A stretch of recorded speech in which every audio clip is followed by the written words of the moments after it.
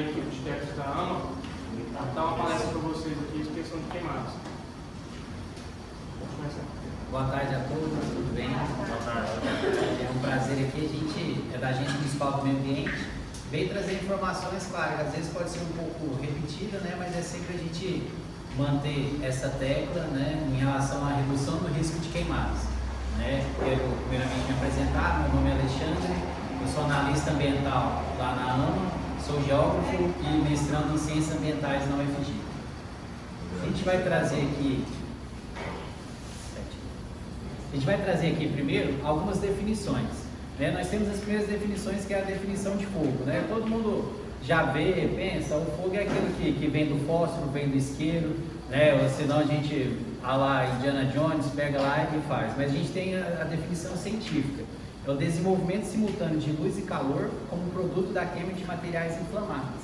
Também podemos definir como fenômeno físico resultante da rápida combinação de oxigênio com combustível, caracterizado pelo desprendimento de calor, luz e usualmente chama. A seguir, a gente tem a definição de queimada. A gente fala que queimada é proibido, queimada é crime, sim, de fato, mas ela também pode ser legal. Por quê? Porque ela é uma prática agropastoril ou florestal que utiliza o fogo para viabilizar a agricultura ou renovar as pastagens. Ou seja, às vezes a gente vê pegando fogo em algum determinado lugar, né, principalmente quando a gente está na estrada, numa rodovia, nossa, aquilo ali não pode, mas infelizmente ela está legalizada e ela serve para melhorar aquela cultura. E ela deve ser autorizada pelos órgãos ambientais, ou seja, pelo IBAMA a nível nacional, pela SEMAD a nível estadual e a gente pela AMA a nível municipal. E é feito em condições controladas, que permitem que o fogo se mantenha confinado à área determinada. E agora vem o principal, né? A gente tem um incêndio. O que é um incêndio? O incêndio é aquele fogo sem controle, né? Que incide sobre qualquer forma de vegetação ou não, vale aqui acrescentar, né? Como aqui também a gente já conversou com ele, aqui também tem a brigada de incêndio, então a gente também pode ter incêndio aqui, infelizmente, na fábrica, né? Podendo ser provocado pelo homem, intencional ou negligência. Negligência é aquele momento que a gente joga uma quimba de cigarro, a gente joga um vidro na beirada de estrada e aquilo ali pode refletir a luz solar e incidir e causar uma chama e, consequentemente, um incêndio. E o principal também do nosso estudo é o foco de calor. O foco de calor, ele é qualquer temperatura acima de 47 graus. E a gente diz que o foco de calor não necessariamente ele pode ser um fogo ou incêndio. Ele é apenas um índice definido que a temperatura está acima da média desejada. Mas antes de tudo, e após essas definições, a gente tem que entender em qual bioma que a gente está. A gente está no Cerrado, né?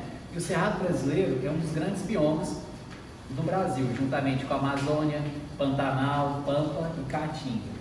E a gente tem que o bioma Cerrado, ele abriga cerca de 850 espécies de aves, tem mais de 251 espécies de mamíferos, 12 mil espécies de plantas nativas e ao menos 901 ameaçadas de extinção. E a gente também tem que dizer que o nosso Cerrado, que abrange os estados de Goiás, Tocantins, Mato Grosso do Sul, alguma parte de Minas Gerais e Maranhão, ela também é lar de mais de 12,5 milhões de pessoas, entre elas indígenas, quilombolas e pequenos agricultores. E a gente também, talvez essa informação ela já está batida, mas é importante a gente sempre estar frisando que o Cerrado ele é uma verdadeira caixa d'água do Brasil. Ou seja, a vegetação nativa com raízes profundas ajudam a recarregar os aquíferos. E os aquíferos aqui a gente pode entender como se fosse uma caixa d'água subterrânea. Nessa segunda foto aqui do lado direito, a gente vê que de fato o Cerrado é uma floresta de ponta cabeça. Ou seja, ela tem uma raiz tão profunda que no momento que a raiz busca água, ao mesmo tempo ela é capaz de armazenar a água. E a gente trouxe para vocês aqui dados, né? Dados estatísticos e georreferenciais que foram dos meses de agosto de 2020 a junho de 2022. Tais dados informam que a área desmatada na Amazônia no último ano, divulgado pelo Instituto Nacional de Pesquisas Espaciais, o INPE, foi de aproximadamente 3.235 km². Né? Esses dados foram analisados pelo Projeto de Monitoramento de Desmatamento da Amazônia, o PRODES, e representam um aumento de 21,97% na taxa de destruição em relação ao ano anterior. que foi de 10.851 km². Este é a maior taxa já registrada desde 2006. E é importante a gente falar aqui porque a gente está talvez num momento de informações, qual informação é verdadeira, qual informação é falsa, né? A gente tem fake news. E no momento que a gente tem o INPE, que é o Instituto Nacional de Pesquisas Espaciais, ele é um órgão governamental e ele é dirigido e presidido por cientistas, né, que estão ligados, ele fica lá em São Paulo, a sede dele, então ele tem todo um estudo baseado na ciência, em imagens fotográficas e dados estatísticos dos anos anteriores. Nós temos aqui o bioma cerrado, talvez ficou bem na visualização para vocês, mas esse gráfico, ele mostra o número de focos de calor em maio, e o maior no mês de maio, né, de cada ano, e o maior deles foi em 2007. Em 2007 é aquela primeira coluna, então nós vemos que em 2007 teve focos de calor. Como a definição anterior disse, focos de calor são aqueles momentos que a temperatura está acima de 47 graus Celsius. Né? E os dados do INPE, que é o Instituto Nacional de Pesquisas Espaciais, apontam que no bioma cerrado, no mês de maio de 2022, teve o pior número de focos de calor, com 3.578 focos, desde maio de 2007. Ou seja, em maio deste ano, a gente veio gerando a maior quantidade de focos de calor desde o início da média histórica, que iniciou-se em 2007. Esse segundo gráfico aqui, ele já traz aquele dado que todos nós já percebemos, né? Que 83% dos eventos de fogo, ou seja, já não deixa de ser já o foco de calor e já passa a ser fogo propriamente dito, ocorre entre os meses de julho e outubro. Como nós vemos no Cerrado, esse é o momento de maior seca, né? As nossas chuvas terminam ali em março, maio, só volta a ocorrer a partir de outubro e novembro. Então, o pico de seca aqui no nosso bioma Cerrado, ele ocorre em setembro e, consequentemente, a maior quantidade e o pico de fogo é exatamente no mês de setembro, aumentando nessa média, iniciando em julho, agosto e setembro e terminando em outubro e novembro. E temos também a utilização do fogo, utilização ilegal do fogo. Vemos aqui, essa até é uma imagenzinha que a gente tirou de um estudo que a gente já fez, que a utilização ilegal do fogo ela se dá de várias maneiras.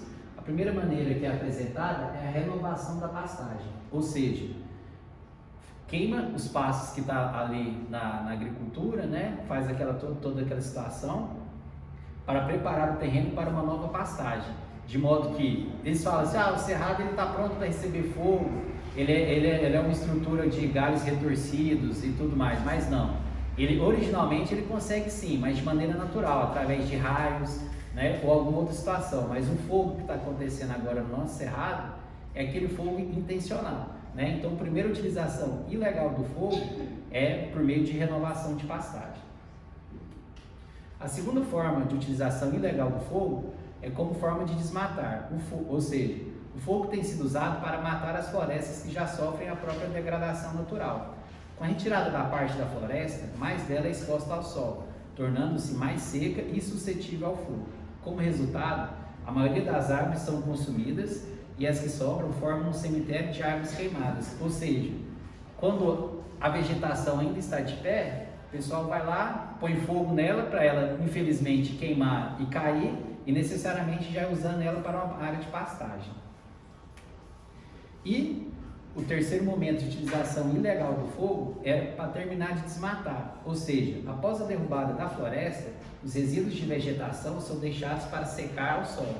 Uma vez seco, esse material é colocado em pilhas formando longas fileiras, onde se ateia o fogo. A matéria orgânica se transforma em cinza, que são posteriormente incorporadas ao solo para se realizar, em geral, o plantio de pastagens. Ou seja, este aqui é aquele momento que o pessoal usa para colocar fogo naquele mato que já está talvez caído ou desmatado, porque passaram um correntão, e aí no momento que criam as cinzas da floresta, ela tem até um efeito, digamos assim, de adubo natural, mas é um efeito totalmente legal, que aí depois, posteriormente, eles já vão realizar a pastagem, que é o que eles chamam de plantio direto. Temos aqui também agora as consequências do uso ilegal do fogo. Né? Inicialmente, todos nós sabemos que a partir do momento que se queima qualquer coisa, a gente já vai ter alguma consequência. E a primeira delas é a perda da biodiversidade. Ou seja, refere-se à redução, desaparecimento da diversidade biológica, ou seja, a variedade de seres vivos que habitam o local em que o incêndio atingiu. Os incêndios e o consequente desmatamento das florestas impactam de forma negativa nos ecossistemas e nas espécies que a compõem. Temos ainda depois, como consequência, o desequilíbrio dos ecossistemas. Aqui, como todos nós vivemos em Senador Canedo, a gente também pode conhecer regiões que antigamente falavam assim, nossa, essa região aqui tinha um pouco mais de sapo, de girino, ou não tinha cobra. Aí tem um determinado momento que em certas chácaras começa a aparecer animais diferentes, ou pode aparecer um pouco mais de escorpião. Então esse é um desequilíbrio do próprio ecossistema. Por quê? Porque o fogo vai causando uma situação que ele pode degradar alguma espécie daquela cadeia alimentar e deixar outras em maior quantidade. Em consequência, a gente tem também o empobrecimento dos solos. O que seria isso, empobrecimento dos solos? No momento que a gente coloca fogo numa pastagem ou até numa floresta por si só, o solo ele vai ficando pobre, porque no momento que aquela queimada atinge o solo, ou talvez uma quantidade de 30 centímetros a 1 metro a partir do solo, ele fica totalmente inutilizado, porque ele vai ficar de fato queimado. Então a gente também tem o empobrecimento desse solo. Outra consequência também é a alteração no regime de chuvas e ciclo natural da água. A gente pode perceber que esse ano mesmo em Senador Canedo, que a gente estava em junho, teve uma chuva repentina. A gente disse, nossa, nunca choveu em junho. Ou seja, o ciclo natural da água no momento da evaporação, transpiração e consequente pluviosidade, ou seja, a chuva, ela vai alternando, porque no momento que a gente tira aquela quantidade muito grande de florestas e tira ela e queima, ela deixa de fazer o ciclo natural da água.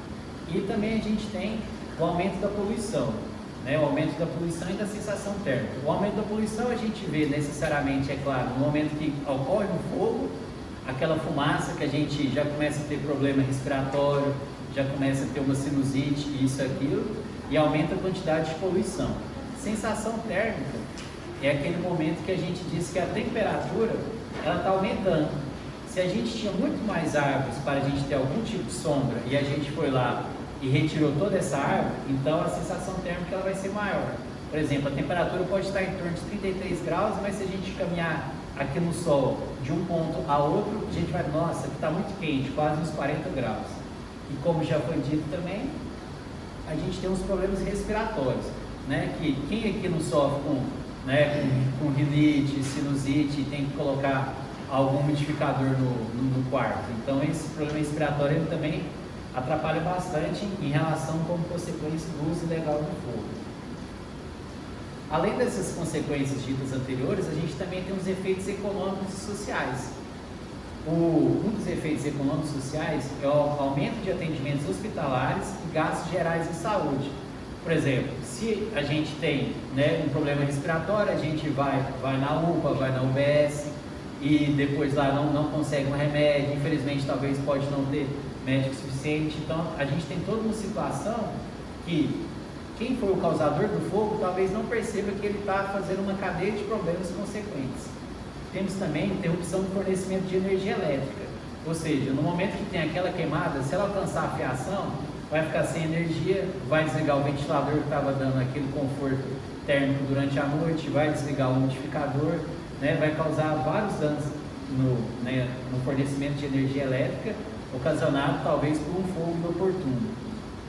Temos também o problema do abastecimento de água, mas claro, o que tem a ver a água com fogo? Tem tudo a ver, porque no momento que o fogo pega na fiação de energia elétrica, toda a nossa água de bombeamento é feita por motores elétricos. Então, a Sanesc, infelizmente, vai faltar água porque teve fogo, alguma situação desse sentido. Ou pior, se aquela situação de fogo ficar perto da captação de água, tem que parar o fornecimento de água, fazer a limpeza da água e ter todos os procedimentos necessários para a continuação desse fornecimento. Temos ainda também como consequência a elevação dos preços dos alimentos, ou seja, falta água, falta energia, o alimento vai lá e aumenta, né? E a gente percebe que cada dia mais os alimentos, tanto pode ser na feira ou no supermercado, eles estão com um valor muito alto. Além disso, a gente tem um comprometimento da segurança e no funcionamento do transporte aéreo e rodoviário, devido à redução da visibilidade. Talvez, eu não sei se a gente tem aqui, talvez colaboradores que façam parte da frota, de caminhão, mas a gente sabe que qualquer floresta, qualquer incêndio, desculpa, que ocorra em beirada de rodovia, a gente perde a visibilidade, né? E consequentemente pode trazer danos e até causar acidentes automobilísticos. E agora a gente vai para a parte principal. A gente tem aqui os modos de prevenção do fogo, né? Os primeiros modos de prevenção do fogo e o mais efetivo é o acero. E eu sei que ele é feito aqui na fábrica, né? O Wendel até nos informou que ele é feito corretamente. E a gente tem uma informação legislativa importante, que esse acero, conforme o nosso Código de Meio Ambiente, ele tem que ser no mínimo de 3 metros em imóveis urbanos e mínimo de 10 metros em imóveis rurais. Mas talvez muitos aqui me perguntam, afinal, né, o que é um acero? O que é aquele momento que se põe fogo ou não? A gente trouxe essa imagem ilustrativa aqui para mostrar o que é um acero preventivo. O acero preventivo é da seguinte forma: essa primeira parte aqui é a vegetação em si. Aí a gente faz uma primeira faixa de roçado para deixar a vegetação bem baixa.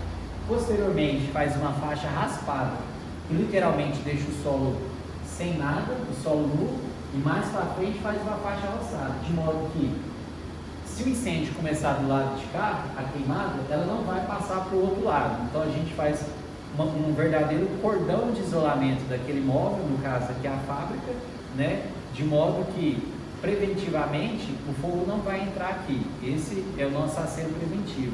E, como a própria imagem diz, né, contra o incêndio façamos aceros. Outro modo de prevenção que a gente pode ter contra o fogo, principalmente, é não queimar jamais, pessoal, lixo doméstico ou entulho, e principalmente folhas secas, né? É uma situação bem difícil aqui em Senador Canedo. Eu moro no Vale das Brisas, e aí eu sempre estou passeando lá, eu vejo alguém juntando junto o lixo, junto aquela folha seca, coloca o fogo, né? Então a gente quer avisar para todo mundo. Talvez a gente sabe que alguns saibam que é ilegal ou não, e aí um dia eu fui avisar isso para uma senhora, ela foi e falou assim, mas o que eu vou fazer com isso aqui? Né? A gente pega o saco de lixo, joga a folha, amarra e coloca lá que o lixeiro vai levar isso. Então jamais pode queimar. E até outra dica, não, que isso é muito importante. No final a gente vai deixar o telefone da AMA, porque isso faz parte, é um disque denúncia. Quando você vê um vizinho colocando fogo ou no lote dele ou na folha seca, liga e a gente vai a contento fazer essa averiguação. Outro modo de prevenção também é não jogar ponta de cigarro acesa, né? Latinhas ou garrafas no acostamento de rodovias ou em região de matas. Às vezes a gente pensa, nossa, o cigarro aceso todo mundo até entende, né? Se ele vai estar aceso, vai pegar fogo. Mas o que tem que ver, o que tem a ver a latinha e a garrafa? Por meio do raio solar, se for uma garrafa de vidro, por exemplo, né, vai intensificar, como se fosse aquele experimento da lupa com o sol, vai intensificar a intensidade solar, vai dar um foco de calor, temperaturas acima de 47 graus, e efetivamente vai causar um fogo e incêndio naquela área, né? E do mesmo jeito a latinha alumínio também, ela vai intensificar o foco de calor e poder ocasionar um incêndio. E também a gente está aqui no mês de julho, mês de férias, o pessoal gosta de talvez acampar em Araguaia ou acampar aqui próximo também de Senador Canedo, e querem fazer aquelas fogueiras, né? Ficar ali de noite, está fazendo mais frios. A fogueira também, ela não pode ser feita, né? E, por favor, não faça, porque se às vezes a fogueira está feita lá, alguém esquece, um vai dormir, outro vai dormir, a fogueira ficar acesa lá, vai queimar o próprio acampamento, né? Então não é nem interessante essa situação. Então, se fizerem, né, tendo certeza que apagou, ou simplesmente jogar uma água também não resolve, é bom apagar com terra e depois posteriormente jogar água também. Então, estes são os modos de prevenção que a gente pode fazer na prática no nosso dia a dia. E, de modo conjunto, a gente também tem a legislação, a famosa lei, né? A lei vem para dizer, né? Às vezes a gente pensa, é lei para ter e para não cumprir, mas a gente teve um decreto agora, em 22 de junho de 2022, a proibição de uso de fogo em todo o território nacional dentro de 120 dias, ou seja, como aquele primeiro gráfico que a gente mostrou, que tinha uma onda, a partir de junho é o período que tem a maior quantidade de focos de calor e de queimado, tanto no Cerrado como no nosso território nacional. Então, o presidente ele decretou essa proibição de uso de fogo durante 120 dias, para a gente pelo menos tentar cessar essa queimada. Mas temos também já um dado que desde o dia 22 de junho até semana passada, quando eu tirei esses dados aqui do INPE, a gente já foi contabilizado 1.113 focos somente na Amazônia. Ou seja, a lei existe, mas infelizmente ela não é usada. E temos também outra informação, né, a respeito de queimar lixo doméstico, né, é um crime ambiental de fato. Às vezes assim, é crime, não é? A pessoa diz que não é, então vocês já podem ter essa informação, podem transmitir e principalmente replicar que conforme a lei de crimes ambientais, essa lei 9.605, a gente tem no artigo 41 que provocar incêndio em mata ou floresta dá pena de reclusão de 2 a 4 anos. Ah, Alexandre, mas aqui está dizendo em mata e floresta, eu só estou tacando fogo na minha folha seca aqui, ó, no meu quintal, na minha sarjeta. Mas a gente tem o artigo 54 que diz: causar poluição de qualquer natureza em níveis tais que resultem ou possam resultar em danos à saúde humana, ou seja, problemas respiratórios, ou que provoquem a mortandade de animais ou a destruição significativa da flora, também é um crime, pena de reclusão de 1 a 4 anos e multa. Ou seja, qualquer tipo de fogo, seja no lixo, seja em entulho, seja em folhas secas, ele é um crime ambiental e ele, né, ele tem que ser investigado. Então a gente está aqui para falar para vocês que não pode fazer isso, e se verem, por favor, ligue, né? Eu já até sei, o posterior é, nossa, mas a AMA nunca me atende, né? A gente tem infelizmente esse, ó, foi falar da AMA, caiu. A gente tem infelizmente dois telefones de contato, mas fica agendado lá no histórico. Talvez se naquele momento você não vê que chegou, mas posteriormente a gente faz essa averiguação. Então, colocar fogo em lixo doméstico, até a gente tem aqui essa senhorinha falando, pare, isso é crime, causa danos à saúde e ao seu vizinho, né? E antes de encerrar aqui, a gente traz de forma alegórica também que o fogo, infelizmente, ele afugenta toda a nossa mata, né? Eu penso que, assim como eu, vocês também que moram aqui em Senador Canedo, a gente viu o que é a transformação. Eu moro lá no Vale das Brisas, está tendo muito condomínio que era talvez chácara, que era aquilo, está virando tudo casa. Então a gente está causando e afugentando a situação dos animais, né? Exatamente.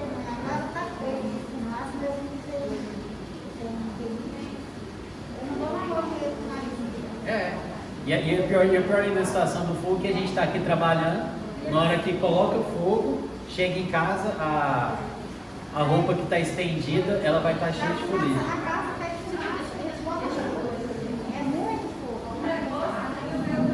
E agora, deixa só, você quer dizer? Eu queria saber se essa questão de jogar lixo em condomínios são considerados crime. Sim, também. É considerado, não é? Isso. Porque na Europa, quando eu tirava a CNH, o instrutor mencionava muito sobre essa questão que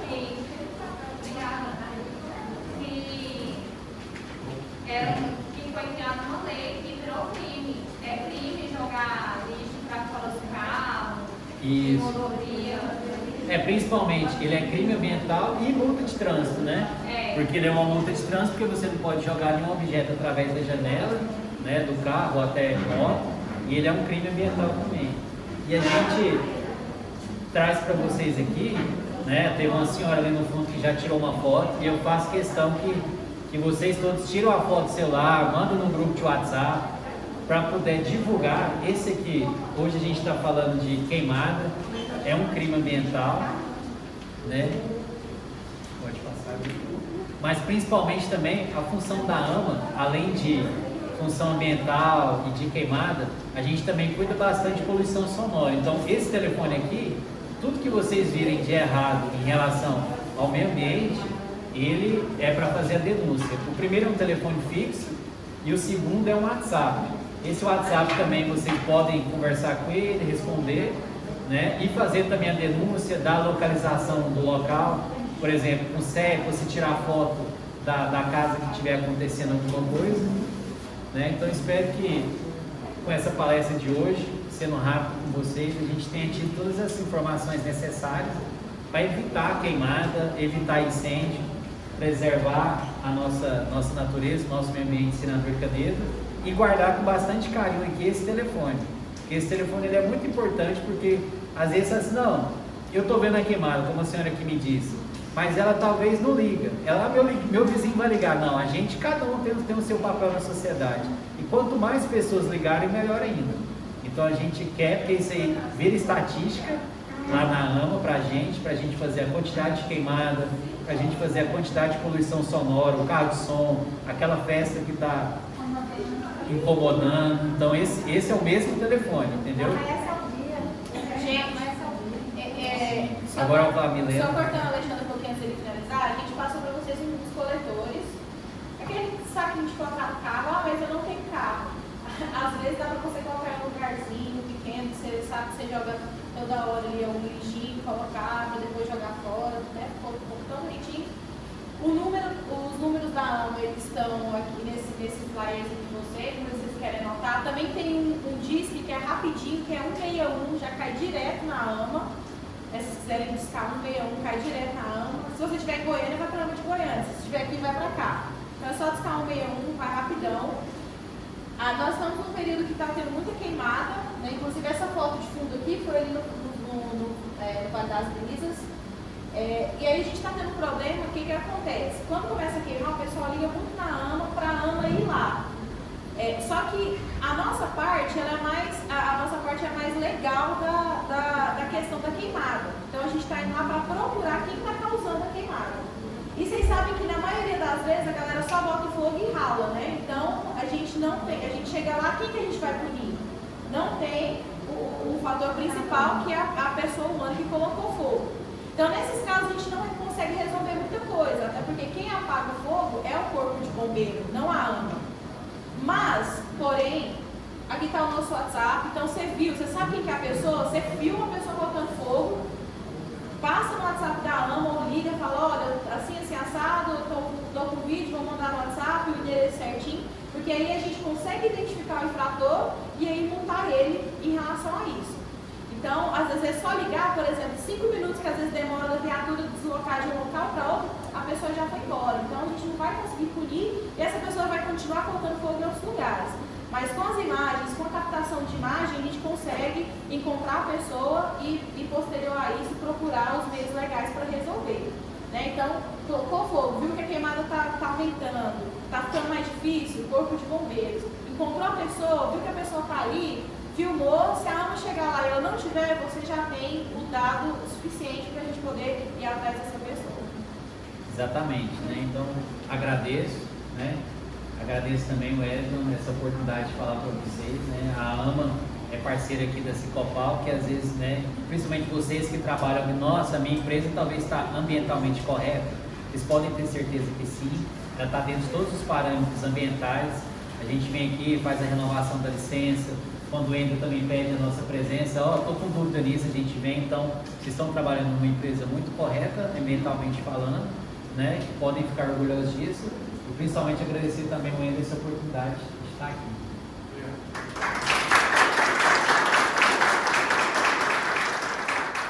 Obrigado, pessoal.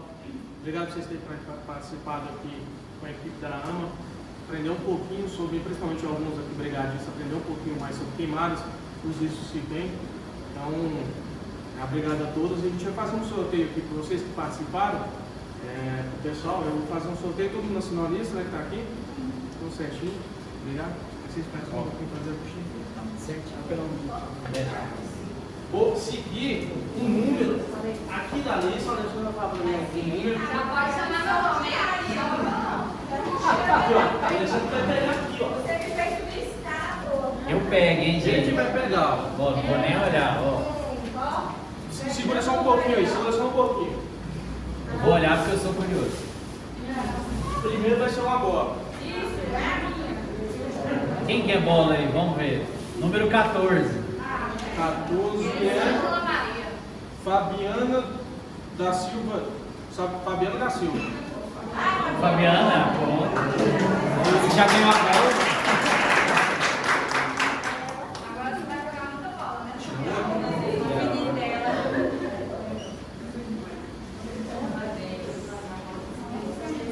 Qual que é o prêmio, Wendel? Que dependendo, a pessoa nem fala que Colocar vai. a caneca. Ó, a caneta Isso agora. é quarta-feira, hein? Número 23. Alânia Alves Rodrigues.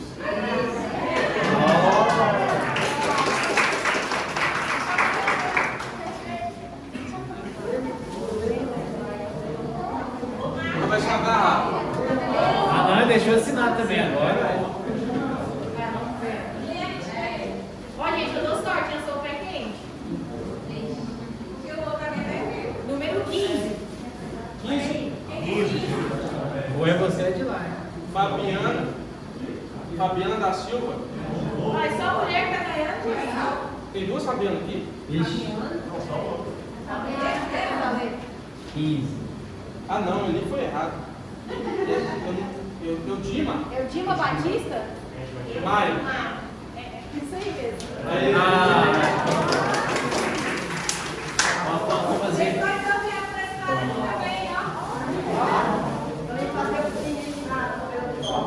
Agora vai ser um chaveiro. Personalizado. Você tirou? Olha, sorteio. Sorteio. 28.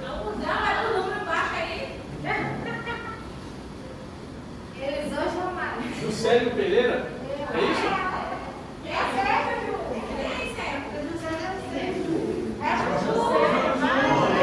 Quem que é a Jojo? Ué, então é a senhora. Sério? Então vai pegar.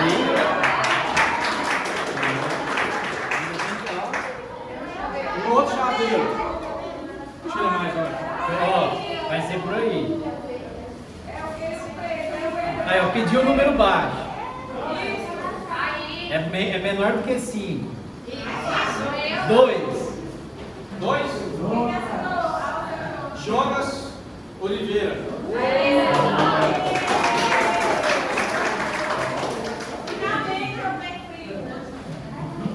Então vai ser outra boa.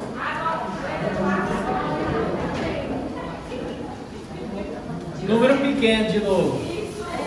Menor do que 2. Pronto.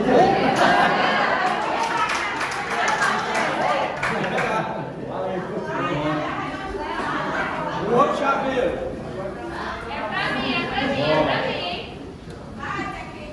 Esse agora vamos perder a ajuda para os universitários.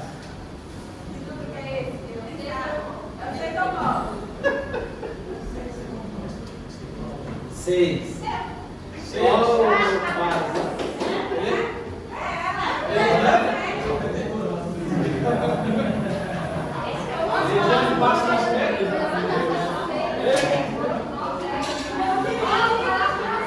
Tem mais, né? Tem. Pessoal, vou fazer agora, vai ser um sorteio de um chaveiro que vai ser personalizado. Então quem ganhar depois me procura, tá? Qual que é o número? Tá difícil. Viu? Quem grita número pequeno, número 4. Vinícius Leandro. Ó. Aí, Vinícius. Vinícius, é personalizado, então depois você me procura pra gente combinar, tá? Falou. Mais um? Mais uma bola.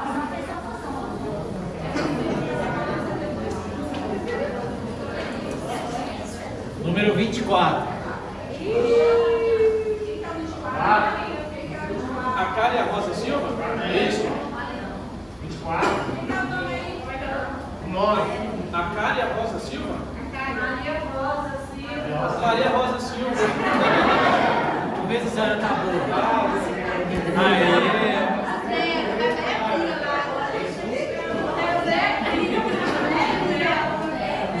Tem mais, velho? Tem mais? Vamos na caneca agora.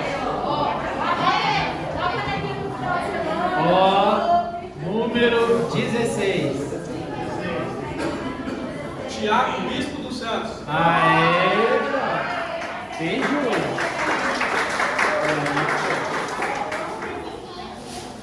Mais uma bola.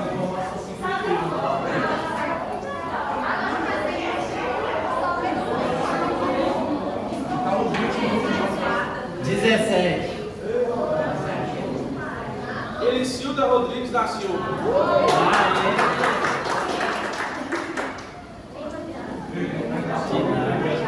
Agora a garrafa. Ó, foi que caiu no chão.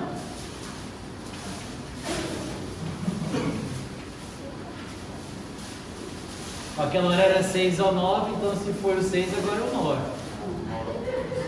Qual que é agora? O 9. Rodrigo Pereira da Luz. Ó, o Rodrigo já sabia que era ele.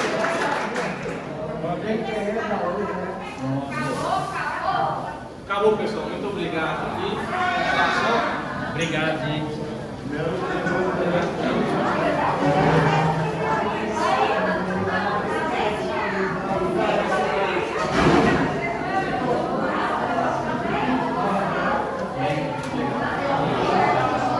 A gente que agradece a oportunidade.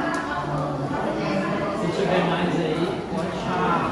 A Bruna passou para mim depois, e é precisar, vocês vão precisar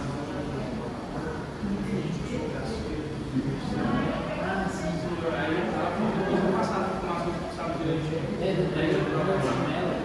Esse tudo, né, para ser colega lá na nossa cabeça.